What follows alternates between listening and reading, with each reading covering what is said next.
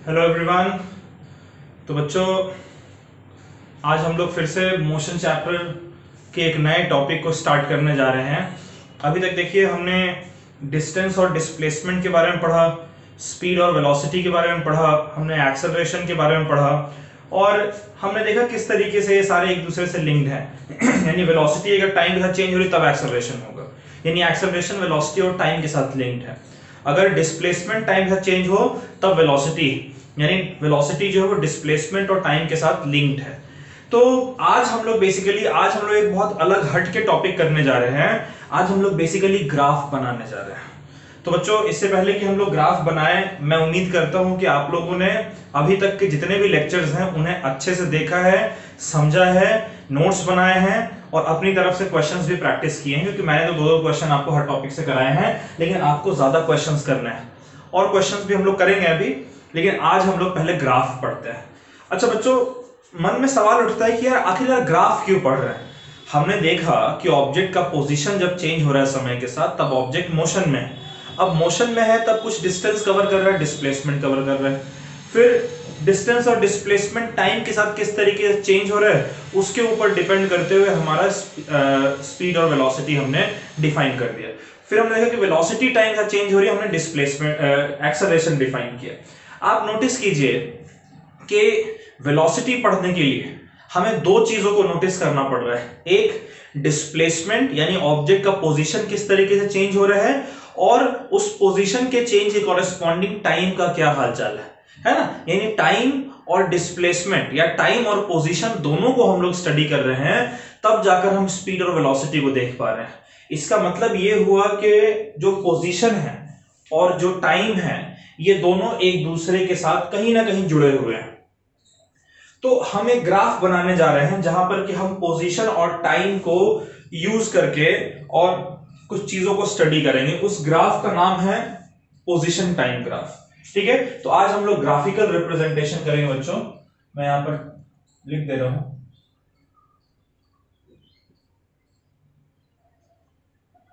Graphical representation.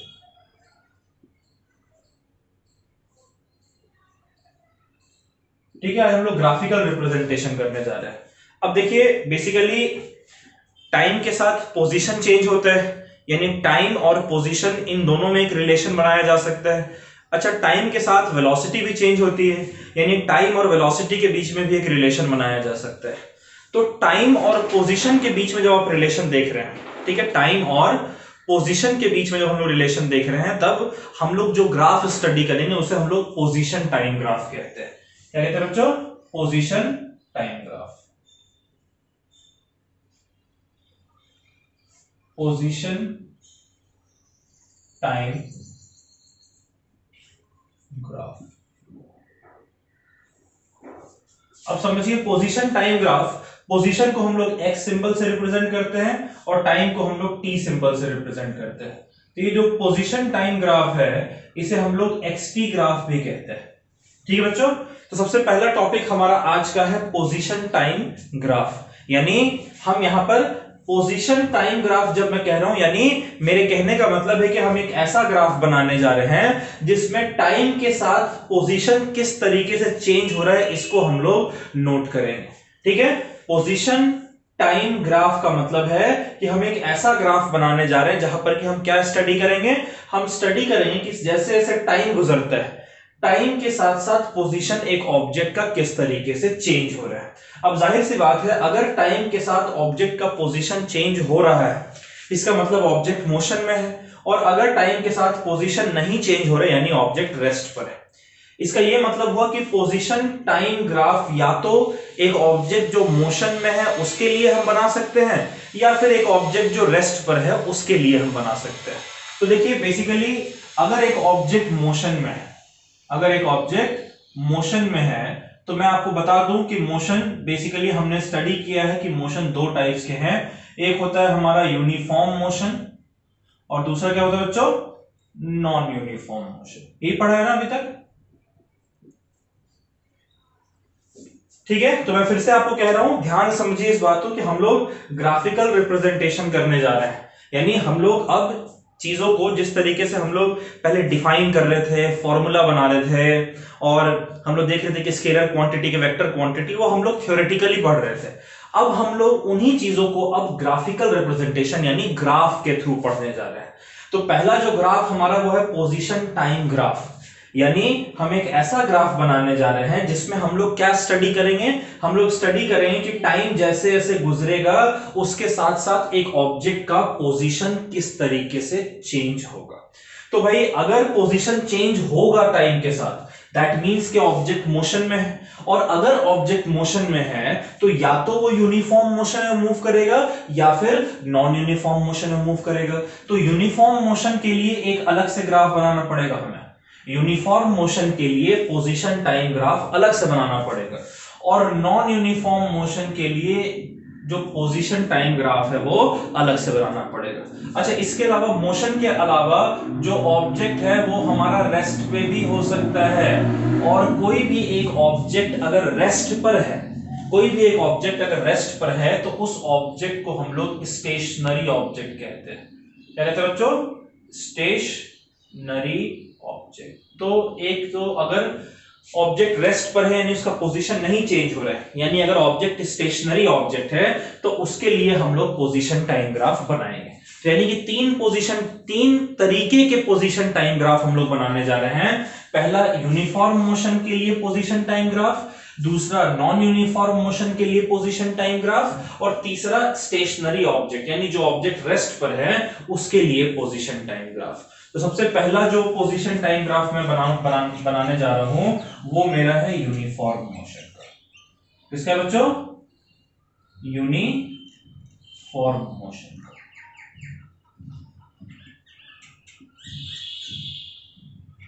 तो देखते हैं जरा यूनिफॉर्म मोशन का पोजीशन टाइम ग्राफ कैसे बनेगा।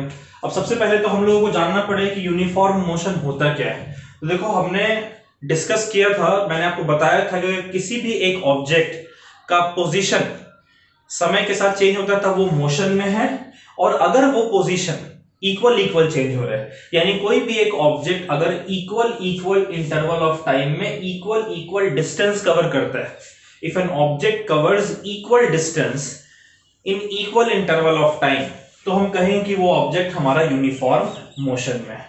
ठीक है, तो यूनिफॉर्म मोशन के लिए हम लोग पोजीशन टाइम ग्राफ बनाने जा रहे हैं। अब देखिए, पोजीशन और टाइम ये दो चीजें हैं, यानी आपको दो एक्सेस बनाने होंगे। जैसे आपने पढ़ा है ना, x axis, y axis, z axis, तो दो एक्सेस हमें बनाना होगा। एक एक्सेस मैं इस तरीके से वर्टिकली बना रहा हूं,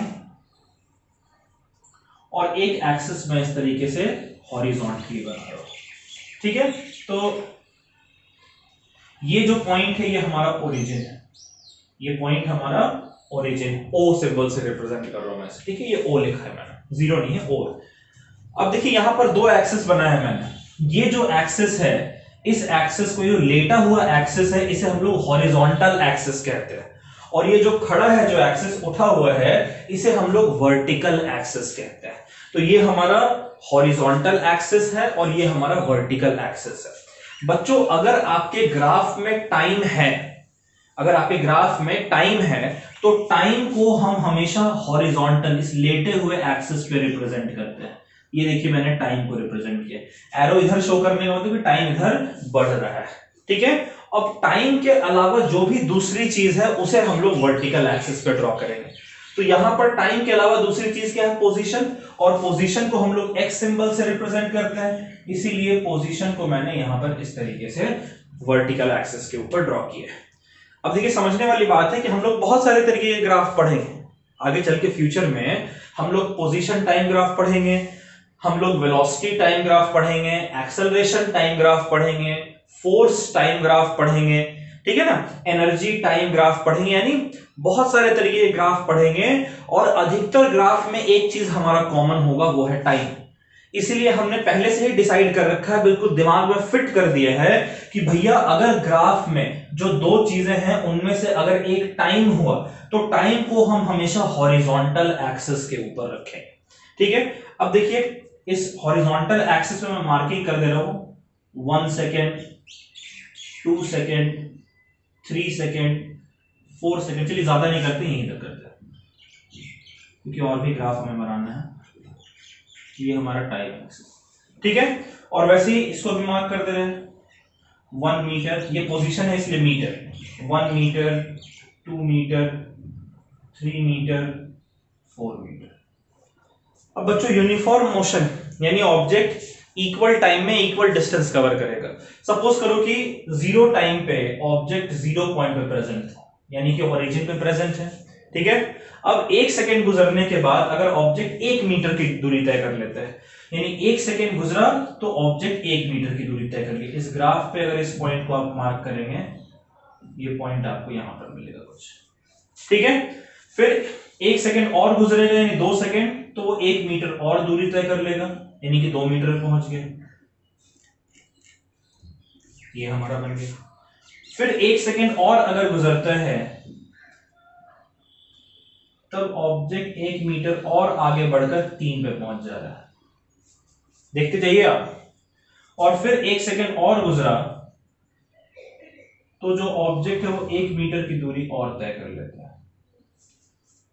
अब ये जो डॉट मैंने बना रखे हैं, इन सब को अगर मैं ज्वाइन करूं तो मेरे को कैसी लाइन मिलेगी? देखिए वैसे तो मैंने प्रॉपर स्केल नहीं लिया है इसलिए परफेक्ट नहीं बनेगा, लेकिन आप जब स्केल लेंगे प्रॉपर तो आपको परफेक्ट दिखेगा।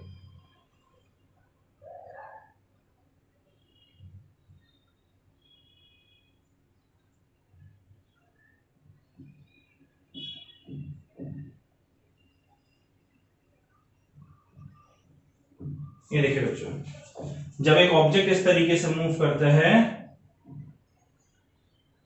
यूनिफॉर्म मोशन में, तब उसका जो पोजीशन टाइम ग्राफ है वो एक स्ट्रेट लाइन होता है, ठीक है। अच्छा, तो यहां पर जो स्ट्रेट लाइन हमारा है, यहां पर ये यूनिफॉर्म मोशन की बात कर रहे हैं हम। यूनिफॉर्म मोशन का पोजीशन टाइम ग्राफ एक स्ट्रेट लाइन होता है, क्योंकि यहां पर ऑब्जेक्ट इक्वल टाइम में इक्वल डिस्टेंस कवर कर रहा है, ठीक है। अच्छा, क्या यहां पर जो ग्राफ हमने बनाया है ये हमारा ओरिजिन से स्टार्ट हो रहा है, तो क्या यूनिफॉर्म मोशन का ग्राफ हमेशा ओरिजिन से स्टार्ट होगा? नहीं, ऐसा जरूरी नहीं है कि यूनिफॉर्म मोशन का जो ग्राफ है वो हमेशा ओरिजिन से ही स्टार्ट हो। किसी और तरीके से भी यूनिफॉर्म मोशन का ग्राफ हमारा स्टार्ट हो सकता है। जैसे मैं कोई एग्जांपल दे रहा हूं कि ये मेरा पोजीशन टाइम ग्राफ, एक और पोजीशन टाइम ग्राफ हम लोग बनाते हैं, ठीक है। मैं 2 पोजीशन टाइम ग्राफ बनाऊंगा, तो पहले इसको देखते हैं। ये हमारा ओरिजिन है, ये 1 2 3 4। ये हॉरिजॉन्टल एक्सिस पे क्या रखेंगे बच्चों? हॉरिजॉन्टल एक्सिस पे हम लोग टाइम रखेंगे, और वर्टिकल एक्सिस पे क्या रखेंगे? तो वर्टिकल एक्सिस पे हम लोग पोजीशन रखेंगे, ठीक है। अब ये हमारा है, सपोज करें 1 2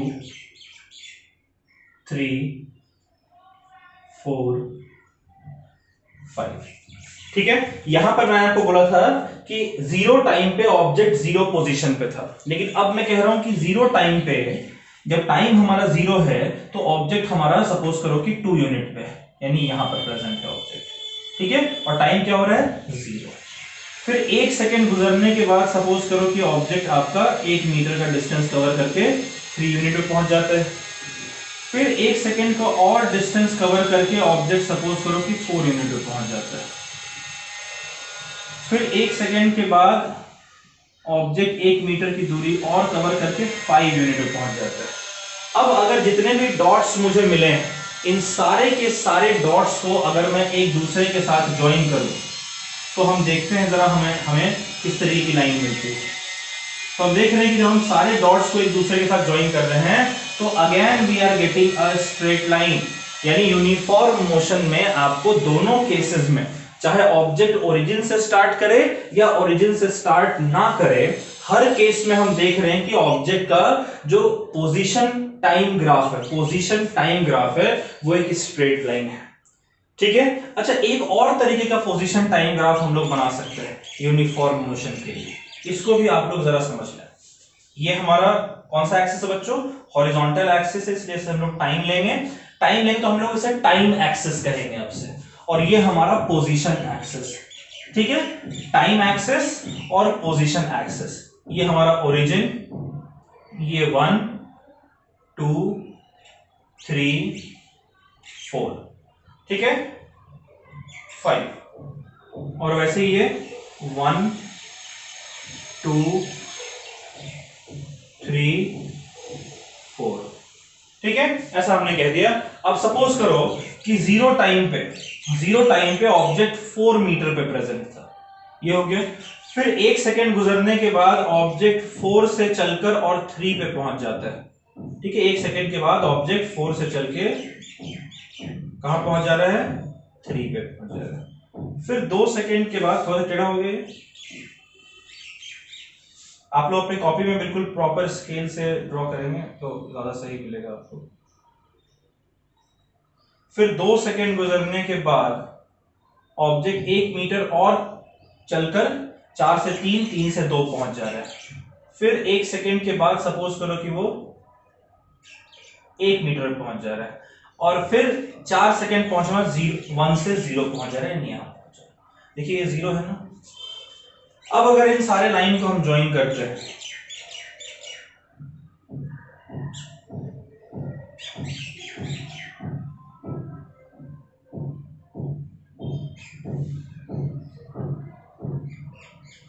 फिर से हमें एक स्ट्रेट लाइन मिला है, लेकिन नोटिस करने वाली बात है कि यहां पर जो 2 स्ट्रेट लाइन मैंने बनाए हैं ये ऊपर की तरफ जा रहा है, और यहां पर जो स्ट्रेट लाइन मैंने बनाया है वो नीचे की तरफ आ रहा है। इसका क्या मतलब हुआ, देखिए यहां पर मैंने कहा था कि ऑब्जेक्ट 0 पर प्रेजेंट है, 0 सेकेंड, 0 टाइम पे। 1 सेकेंड के बाद ऑब्जेक्ट 0 से 1 चला गया, यानी पॉजिटिव डायरेक्शन में। फिर 2 सेकेंड के बाद 1 से 2 चला गया और पॉजिटिव डायरेक्शन में। फिर 1 सेकेंड के बाद 2 से 3 चला गया। ऑब्जेक्ट यहां पर आप देख सकते हैं कि ऑब्जेक्ट पॉजिटिव डायरेक्शन में मूव कर रहा है। वैसे यहां पर भी 2 से 3, 3 से 4, 4 से 5 ऑब्जेक्ट पॉजिटिव डायरेक्शन में मूव कर रहा है।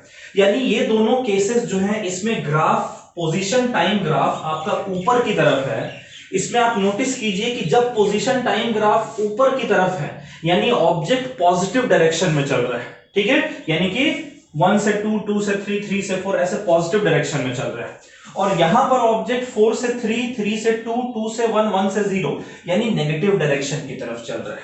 तो अगर पोजीशन टाइम ग्राफ आप यूनिफॉर्म मोशन का देखते हैं कि वो ऊपर की तरफ है, पहली बात तो कि position time graph uniform motion के लिए हर केस में एक स्ट्रेट लाइन होगा।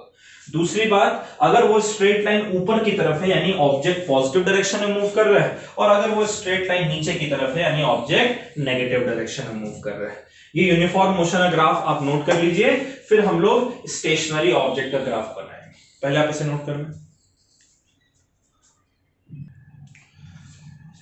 ठीक है बच्चों, तो अब जो सेकंड ग्राफ हम लोग बनाने जा रहे हैं, यूनिफॉर्म मोशन का तो हमने बना लिया ग्राफ, अब हम लोग स्टेशनरी ऑब्जेक्ट का ग्राफ बनाने जा रहे हैं। स्टेशनरी ऑब्जेक्ट यानी जो ऑब्जेक्ट रेस्ट पर है, और आप बहुत अच्छे से जानते हैं कि जो ऑब्जेक्ट रेस्ट पर होता है उस ऑब्जेक्ट का पोजीशन टाइम के साथ चेंज नहीं होता है। तो फिर से हम लोग यही पोजीशन टाइम ग्राफ बना रहे हैं, यानी कि ये आपका टाइम एक्सिस होगा, हॉरिजॉन्टल एक्सिस टाइम एक्सिस होता है, ये ओरिजिन है O, और ये आपका पोजीशन एक्सिस है, वर्टिकल एक्सिस, ठीक है। अब सपोज करें कि एक ऑब्जेक्ट अगर स्टेशनरी ऑब्जेक्ट है, स्टेशनरी कहने का मतलब कि ऑब्जेक्ट रेस्ट पर है यानी उसका पोजीशन चेंज नहीं हो रहा है। पोजीशन चेंज नहीं हो रहा है इसका मतलब हुआ कि अगर ऑब्जेक्ट स्टार्टिंग में सपोज करो 2 मीटर की दूरी पर प्रेजेंट है तो टाइम तो गुजरता चला जाएगा लेकिन ऑब्जेक्ट का जो पोजीशन है वो हमेशा 2 मीटर ही रहेगा। अगर ऐसा है तो हम लोग कहेंगे कि ऑब्जेक्ट स्टेशनरी ऑब्जेक्ट है। तो सपोज करो कि 0 टाइम पे, अब इसे मैं मार्क कर दे रहा हूं यहां पर 1 2 3 4, ठीक है। और वैसे ये टाइम एक्सिस पे हम लोग मार्क कर दे रहे हैं 1 2 3 4 एंड सो ऑन। अब सपोज करिए कि 0 टाइम पे, ठीक है, ये 1 है तो ये 0 होगा ना, ये 0, ये टाइम भी 0 है, पोजीशन भी 0 है, ओरिजिन। तो 0 टाइम पर अगर ऑब्जेक्ट 2 यूनिट पर है, देखिए यहां पर 2 मीटर और टाइम क्या हो रहा है, यहां ड्रॉ की एक्स एक्सिस पे जाइए 0। 1 सेकेंड के बाद भी ऑब्जेक्ट जो है वो 2 यूनिट पर ही है, ठीक है। फिर 1 सेकेंड और गुजर गया, अभी भी देखिए ऑब्जेक्ट 2 यूनिट पर ही है। फिर 1 सेकेंड और गुजर गया, अभी भी अगर आप देखें तो ऑब्जेक्ट 2 यूनिट पर है। और फिर 1 सेकेंड और गुजर गया और अभी भी अगर आप देखें तो ऑब्जेक्ट 2 यूनिट पर ही है। अब अगर मैं इन सारे डॉट्स को अगर एक ज्वाइन कर दूं एक दूसरे से,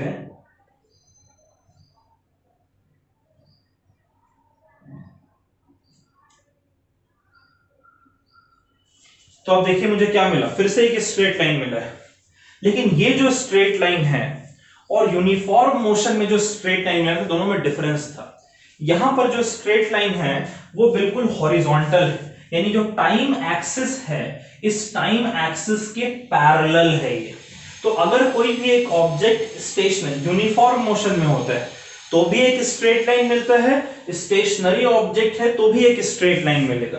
अंतर यह है कि स्टेशनरी ऑब्जेक्ट का जो स्ट्रेट लाइन है वो टाइम एक्सिस के पैरेलल होता है और यूनिफॉर्म मोशन में पैरेलल नहीं होता है। अच्छा, ये तो 2 यूनिट पर था ऑब्जेक्ट। अगर सपोज करो कि ऑब्जेक्ट अगर 4 यूनिट पे होता तब ग्राफ कैसा बनता?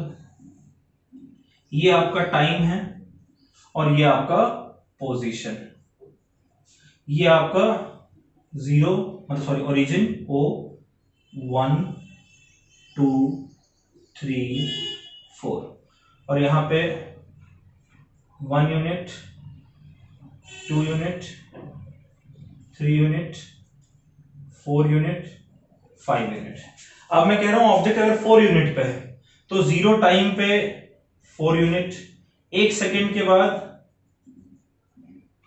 भाई जो कि मूव कर ही नहीं रहा उसका पोजीशन चेंज नहीं हो रहा इसलिए अभी भी 4 यूनिट, फिर समय गुजर के 2 सेकेंड हो गया, अभी भी वो ऑब्जेक्ट मूव नहीं कर रहा इसलिए उसका पोजीशन 4 यूनिट, फिर समय गुजरने के बाद पोजीशन चेंज नहीं हो रहा है 4 यूनिट, और फिर 4 सेकेंड के बाद पोजीशन चेंज हो रहा है, हर वक्त 4 यूनिट इसका पोजीशन। फिर से अगर मैं इन सबको एक स्ट्रेट लाइन से ज्वाइन करूं, मतलब एक लाइन से ज्वाइन करूं, तो फिर से मुझे एक स्ट्रेट लाइन मिल रहा है। तो आप समझिए इन दोनों केसेस में स्टेशनरी ऑब्जेक्ट का जो पोजीशन टाइम ग्राफ है, पोजीशन टाइम ग्राफ है वो एक स्ट्रेट लाइन है जो कि टाइम एक्सिस के पैरेलल है। अच्छा, ये तो ऑब्जेक्ट जब पॉजिटिव किसी पोजीशन पर था तब की बात कर रहे हैं। अगर ऑब्जेक्ट नेगेटिव पोजीशन पर हुआ तो, जैसे ये टाइम एक्सिस है, ये 1 2 3 4, ये हमारा ओरिजिन है, ये हमारा 1 है 2 है 3 है 4 है, ये हमारा पोजीशन एक्सेस, ये हमारा टाइम एक्सेस, और ये नेगेटिव डायरेक्शन में -1, भाई पोजीशन तो माइनस में भी हो सकता है ना, -2 -3 -4। अब सपोज कीजिए कि इनिशियली आपने देखा कि ऑब्जेक्ट जो है वो -3 यूनिट पे प्रेजेंट है, यानी 0 टाइम पे ऑब्जेक्ट -3 यूनिट पे प्रेजेंट है, फिर 1 सेकेंड गुजर गया, अभी भी ऑब्जेक्ट -3 यूनिट पे, फिर 2 सेकेंड गुजर गया, अभी भी ऑब्जेक्ट -3 यूनिट पे, 3 सेकेंड गुजर गया, ऑब्जेक्ट -3 यूनिट पे है, और 4 सेकेंड गुजर गया, ऑब्जेक्ट -3 यूनिट पे है। अब अगर इन सबको आप ज्वाइन करें तो फिर से आपको एक स्ट्रेट लाइन मिल रहा है पैरेलल टू टाइम एक्सिस। यानी आप इस चीज का ख्याल रखेंगे कि अगर कोई भी एक ऑब्जेक्ट स्टेशनरी है तब उसका जो पोजीशन टाइम ग्राफ है वो एक स्ट्रेट लाइन होगा पैरेलल टू टाइम एक्सिस। इसको कर लीजिए, फिर हम लोग नॉन यूनिफॉर्म मोशन का पोजीशन टाइम ग्राफ बनाएंगे।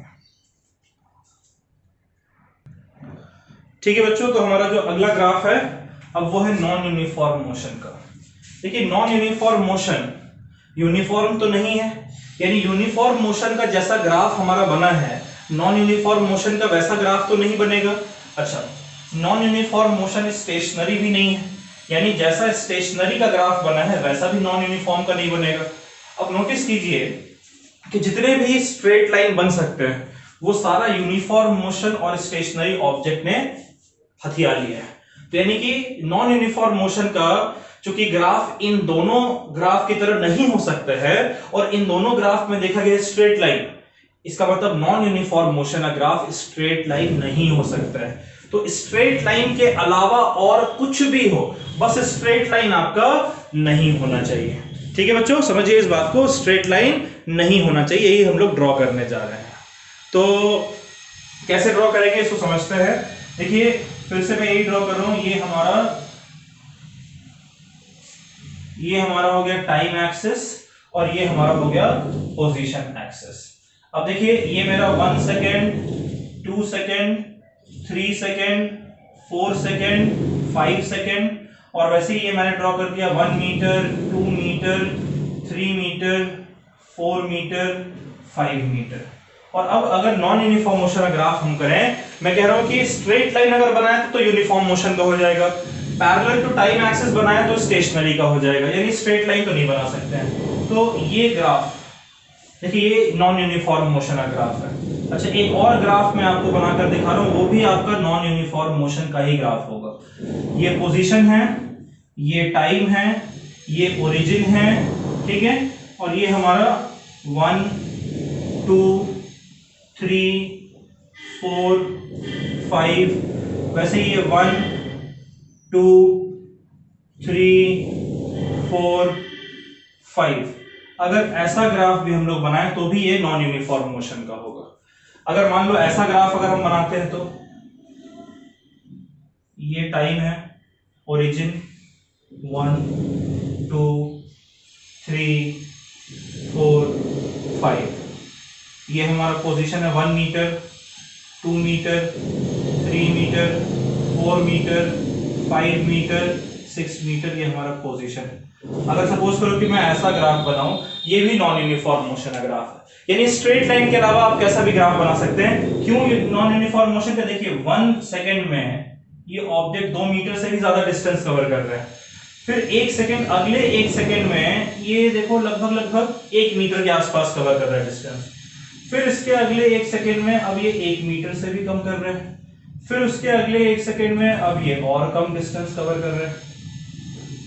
तो देखिए पहले 1 सेकंड में इतना ज्यादा डिस्टेंस कवर करता है, फिर अगले 1 सेकंड में बस इतना ही करता है, फिर उसके अगले 1 सेकंड में और कम करता है, फिर उसके अगले 1 सेकंड में और कम करता है, यानी अनइक्वल डिस्टेंस कवर कर रहा है।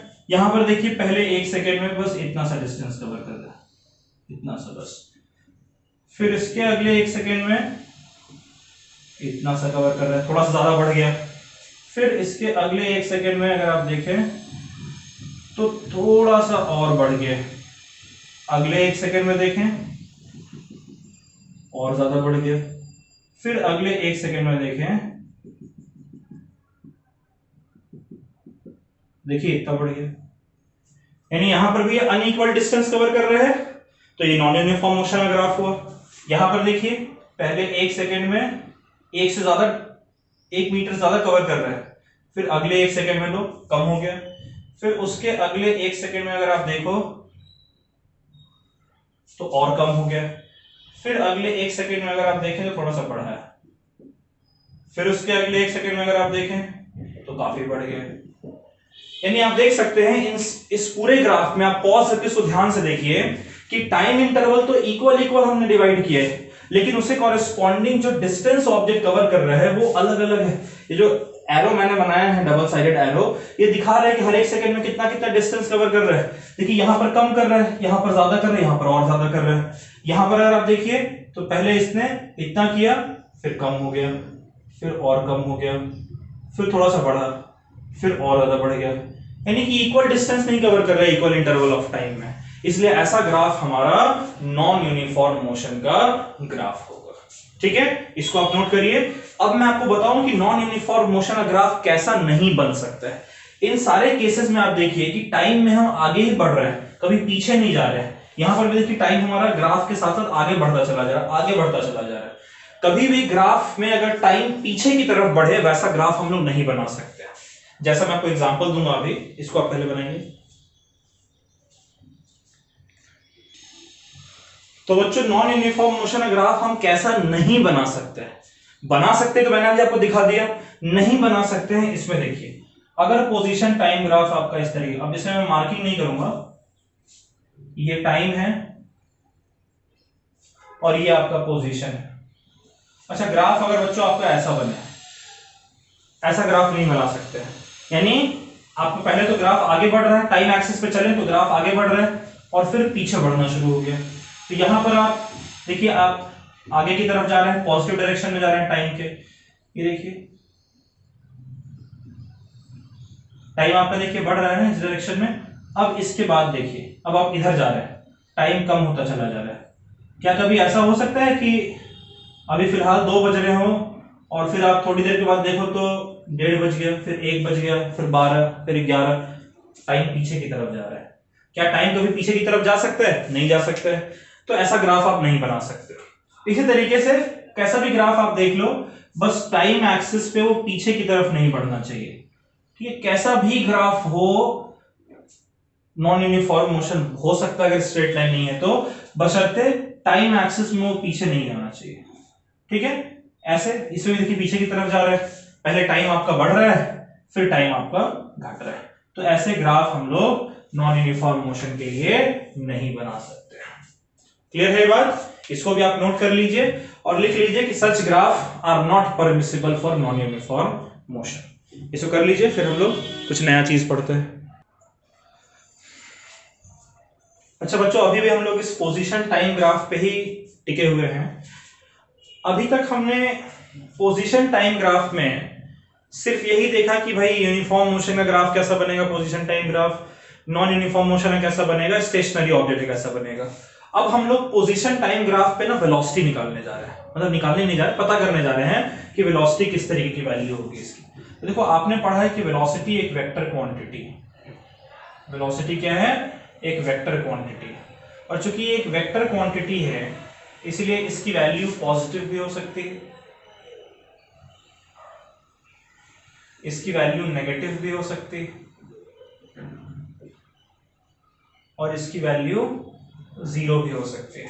अब हम जानना चाहते हैं कि भैया पोजीशन टाइम ग्राफ पर हम लोग जानना चाहते हैं कि वेलोसिटी उस ग्राफ के लिए वेलोसिटी पॉजिटिव है कि नेगेटिव है कि 0 है। ठीक है, तो सबसे पहले मैं आपको बताने जा रहा हूं पॉजिटिव वेलोसिटी। क्या बताने जा रहा हूं?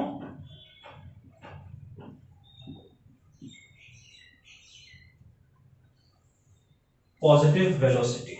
अब बच्चों वेलोसिटी एक ऑब्जेक्ट की पॉजिटिव कब होगी? तो देखते देखिए, अगर पोजीशन टाइम ग्राफ, देखिए इस पे हम लोग टाइम ड्रॉ करते हैं और इस पे हम लोग पोजीशन ड्रॉ करते हैं। अगर आपका पोजीशन टाइम ग्राफ ऊपर की तरफ ऐसा, ये यूनिफॉर्म मोशन का हो गया, और नॉन यूनिफॉर्म मोशन का अगर आप बनाएं, ये आपका टाइम है, ये आपका पोजीशन है, ये ओरिजिन है, ऐसा, या फिर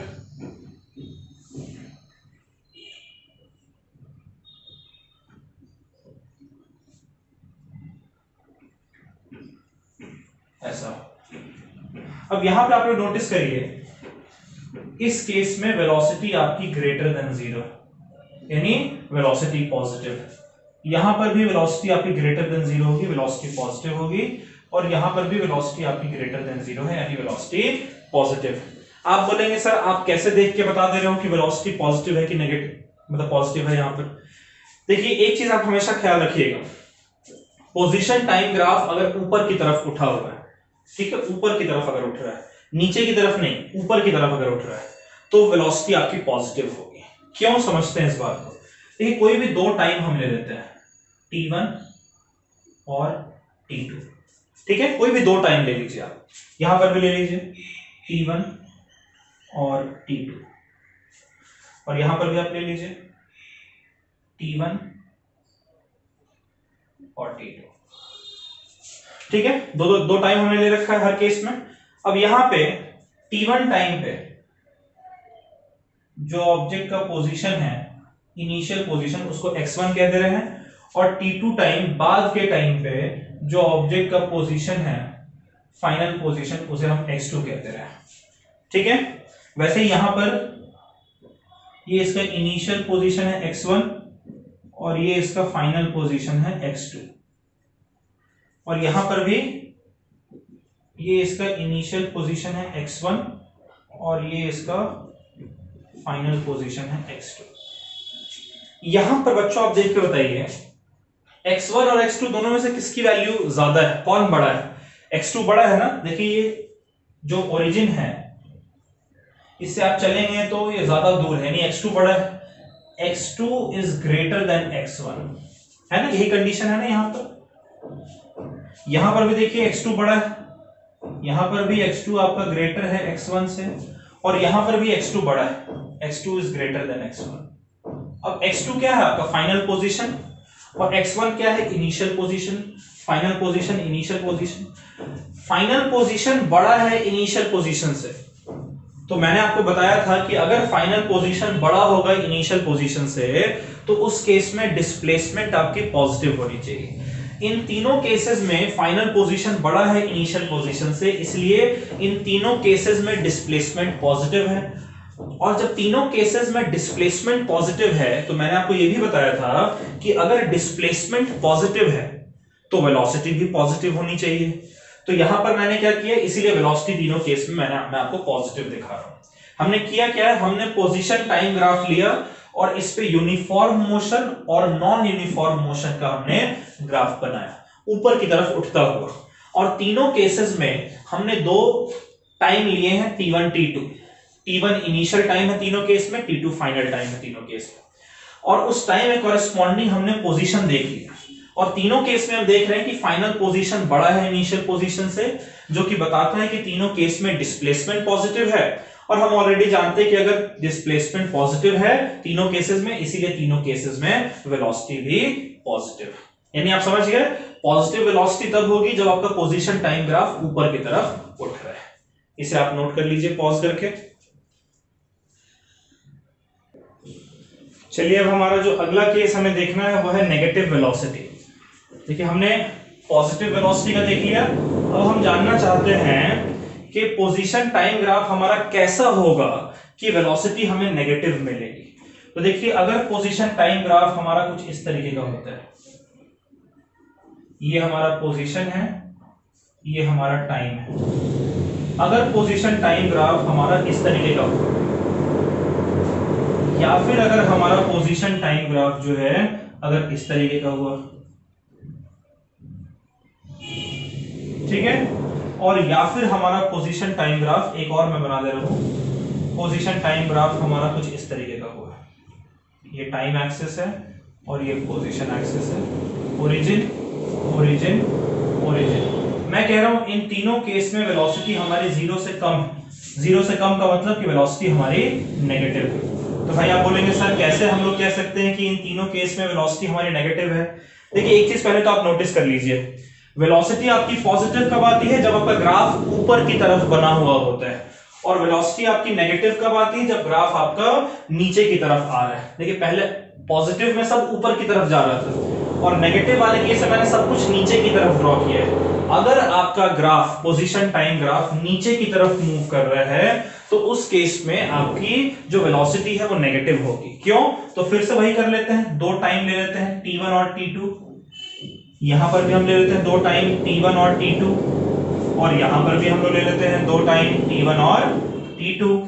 और जो t1 टाइम है इसके कॉरेस्पॉन्डिंग हम लोग पोजीशन फाइंड कर लेते हैं, ये हमें मिल रहा है x1, और ये जो t2 टाइम है इससे कॉरेस्पॉन्डिंग हम लोग पोजीशन फाइंड कर लेते हैं x2। वैसे ये t1 टाइम है इसे कॉरेस्पॉन्डिंग पोजीशन फाइंड कर लेते हैं x1, और ये जो t2 टाइम है इसे कॉरेस्पॉन्डिंग हम लोग पोजीशन फाइंड कर लेते हैं x2। ये जो t1 टाइम है इसे कॉरेस्पॉन्डिंग भी पोजीशन फाइंड कर लिया x1 और t2 टाइम में कॉरेस्पॉन्डिंग पोजीशन फाइंड कर लिया x2। अब देखिए इस केस में x2 छोटा है ना x1 से, x1 ज्यादा ऊपर प्रेजेंट है, यानी फाइनल पोजीशन आपका लेस देन इनिशियल पोजीशन है। यहां पर भी देखिए x2 छोटा है यानी final position less than initial position, और यहां पर भी देखें x2 छोटा है x1 बड़ा है यानी फाइनल पोजीशन आपका लेस देन इनिशियल पोजीशन है।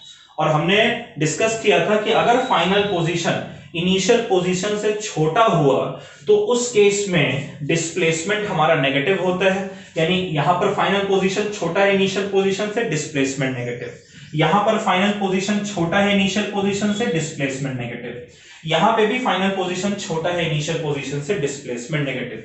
यानी तीनों केसेस में डिस्प्लेसमेंट हमारा नेगेटिव है। और हमने डिस्कशन किया था कि अगर हमारा डिस्प्लेसमेंट नेगेटिव आता है इसका यही मतलब हुआ कि हमारी वेलोसिटी जो है वो भी नेगेटिव है। तो इसीलिए वेलोसिटी इन तीनों केसेस में नेगेटिव है। तो हमने किया क्या है, हमने यहां पर पोजीशन टाइम ग्राफ बनाया। ये यूनिफॉर्म मोशन का पोजीशन टाइम ग्राफ है और ये दोनों नॉन यूनिफॉर्म मोशन के पोजीशन टाइम ग्राफ है। उसके बाद हमने इन तीनों ग्राफ पर t1 और t2 दो टाइम लिए हैं, जहां t1 हमारा इनिशियल टाइम है और t2 हमारा फाइनल टाइम है। और इन दोनों टाइम के कॉरेस्पॉन्डिंग हमने पोजीशंस देखे हैं x1 x2। जहां x1 इनिशियल पोजीशन है और x2 हमारा फाइनल पोजीशन है। ठीक है, तो तीनों केस में चूंकि ग्राफ हमारा नीचे की तरफ मूव कर रहा है, इसीलिए फाइनल पोजीशन हमारा छोटा है इनिशियल पोजीशन से, इसलिए तीनों केस में डिस्प्लेसमेंट नेगेटिव है और वेलोसिटी हमारी नेगेटिव है। तो अभी तक का आपको क्लियर है, अगर ग्राफ पोजीशन टाइम ग्राफ ऊपर की तरफ बढ़ रहा है तो वेलोसिटी पॉजिटिव, चाहे वो यूनिफॉर्म हो नॉन यूनिफॉर्म। नीचे की तरफ बढ़ रहा है, यूनिफॉर्म नॉन यूनिफॉर्म कोई फर्क नहीं पड़ता, वेलोसिटी नेगेटिव। अब तीसरा केस हमारा रहता है कि वेलोसिटी हमारी जीरो कब होगी, तो आप पहले इसको नोट कर लीजिए, फिर हम लोग तीसरा केस देखते हैं। ठीक है बच्चों, तो ये हमारा जीरो वेलोसिटी का मामला आ गया। अब हम देखने जा रहे हैं कि पोजीशन टाइम ग्राफ हमारा कैसा होना चाहिए कि वेलोसिटी हमें जीरो मिले। देखिए वेलोसिटी कब जीरो होती है, हमने डिस्कस किया था कि जब हमारा डिस्प्लेसमेंट जीरो होगा then velocity will be zero. ये देखिए ये हमारा टाइम है और ये हमारा पोजीशन। अगर हमारा position time graph time axis के पैरेलल हुआ तो इस केस में अगर कोई भी दो टाइम आप ले लें t1 और t2, और सपोज करें कि ये पोजीशन आपका है x1, तो t1 टाइम पे ऑब्जेक्ट का पोजीशन x1 और t2 टाइम पे ऑब्जेक्ट का पोजीशन x1। यानी कि यहां से क्या मिल रहा है कि t2 टाइम पे जो फाइनल पोजीशन है वो t1 टाइम पे जो इनिशियल पोजीशन है उसके बराबर है। तो अगर फाइनल पोजीशन और इनिशियल पोजीशन दोनों बराबर हुए तो उस केस में डिस्प्लेसमेंट क्या होगा, जीरो। और अगर हमने डिस्कस किया था कि डिस्प्लेसमेंट अगर जीरो है यानी ऑब्जेक्ट की जो वेलोसिटी है वो भी जीरो होगी। तो इसीलिए अगर आपको एक ग्राफ मिलता है पैरेलल टू टाइम एक्सिस, उस केस में वेलोसिटी आपकी जीरो होगी। क्लियर है बच्चों, तो आप इसको नोट कर लें, इसे भी आप पॉज करके नोट कर लीजिए।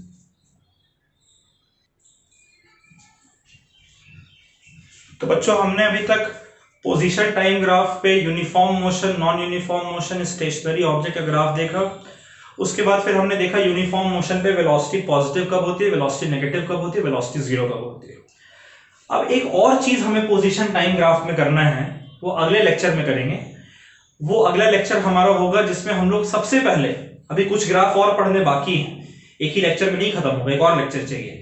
वहां पर हम लोग देखें कि पोजीशन टाइम ग्राफ पे हम लोग वेलोसिटी कैसे निकालते हैं। पोजीशन टाइम ग्राफ दिया हुआ है, अभी तो हमने देखा कि वेलोसिटी पॉजिटिव, नेगेटिव और जीरो कब हो सकती है, उसके साइन के बारे में हमने देखा। अब हम लोग उसकी वैल्यू निकालना सीखेंगे अगली क्लास में। उसके बाद फिर पोजीशन टाइम ग्राफ की जगह हम लोग वेलोसिटी टाइम ग्राफ बनाएंगे। ठीक है, तो ये हम लोग अगले लेक्चर में करेंगे। आज का लेक्चर बच्चों अगर आपको समझ आया, पसंद आया, प्लीज इसे लाइक करें, इस लेक्चर को ज्यादा से ज्यादा शेयर करें और प्लीज इस चैनल को सब्सक्राइब करना ना भूलें, बेल आइकन भी प्रेस कर दें ताकि आपको अपडेट्स मिलते रहें। अच्छा, इसके अलावा बच्चों अगर आप हमारे इंस्टीट्यूट में ऑफलाइन क्लासेस ज्वाइन करना चाहते हैं तो आप हमें इन दो नंबर्स पे कांटेक्ट कर सकते हैं। हमारे जो ब्रांचेस हैं वो मयूर विहार फेज 1 दिल्ली में है और आईपी एक्सटेंशन मधु विहार दिल्ली में है। इसके अलावा आप अपने नेबर्स को, अपने फ्रेंड्स को हमारे इंस्टीट्यूट के बारे में रेकमेंड कर सकते हैं। और क्वालिटी एजुकेशन के लिए आप अगर खुद चाहें तो आप खुद भी इंस्टीट्यूट को ज्वाइन कर सकते हैं। 9th और 10th को हम लोग मैथ्स और साइंस की क्लासेस प्रोवाइड करते हैं और 11th 12th को हम लोग फिजिक्स, केमिस्ट्री, मैथ्स और बायो की क्लास प्रोवाइड करते हैं, बिल्कुल क्वालिटी एजुकेशन के साथ, अच्छे टीचर्स के साथ। तो ठीक है बच्चों, आज के लिए फिलहाल इतना काफी है। आप आज पढ़ें, अच्छे से प्रैक्टिस करें। अगली क्लास में हम लोग और ग्राफ बनाएंगे, लेकिन आज वाले ग्राफ सारे प्रैक्टिस कर लीजिएगा, बेहद इंपॉर्टेंट रहेगा कल के लिए। ठीक है बच्चों, तो फिर मिलते हैं अगली क्लास के लिए। बाय बाय, टेक केयर, खेलिए अच्छे से और उससे भी ज्यादा अच्छे से पढ़ाई करिए। Bye bye.